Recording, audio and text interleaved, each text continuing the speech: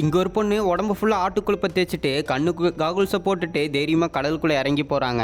எதுக்குன்னா இவங்க வாழ்க்கை லட்சியமே இங்கிலீஷ் சேனல்ல கடந்து போறதுதான். ஏன்னா அது பிரான்சையும் இங்கிலாந்தையும் பிரிக்கிற கடலா இருக்குது. ஸோ அந்த கடலை நீந்தியே கடக்கணும்னு ஒரு லட்சியமா வச்சிருக்காங்க. ஆனா அது அவ்வளோ ஈஸியான விஷயம் இல்ல. ஏன்னா இதோட நீளமே சுமார் 34 கிலோமீட்டர் இருக்கு. அப்படி இருக்க பத்திரிக்கைக்காரங்களை கூட்டிட்டு கடலுக்குள்ள போறாங்க.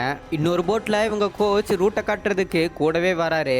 ஆனா அவருக்கு இவங்க சாதனையை பண்ண போறாங்கன்னு உள்ளுக்குள்ள பொறாமையாவே இருக்கு.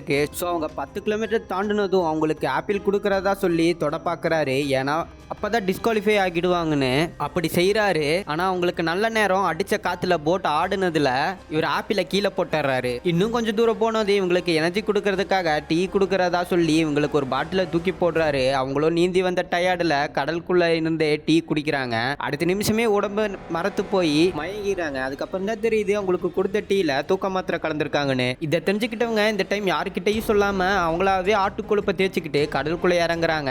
எதுக்காக அப்படி தேய்க்கிறாங்கன்னா கடல் தண்ணியோட சில்னஸ் தெரியாம உடம்பு சூடாவே வச்சுக்கிறதுக்காக தான் இந்த தேய்ச்சிக்கிட்டு போறாங்க. கூடவே இவங்க ஃப்ரெண்ட்ஸ் சப்போர்ட்டுக்காக போட்டை எடுத்துட்டு போறாங்க. இந்த டைம் 10 கிலோமீட்டர் தாண்டினது பார்த்தா குறுக்க ரொம்ப ஆபத்தான ஜல்லி மீன்கள் இருக்கு. இவங்க அதையும் பொருட்படுத்தாம 2 நிமிஷம் நீந்தி வெளியே வராங்க. வெளியே வந்தப்புறம் தான் தெரியுது உடம்பு ஃபுல்லா காயமா இருக்குதுன்னு.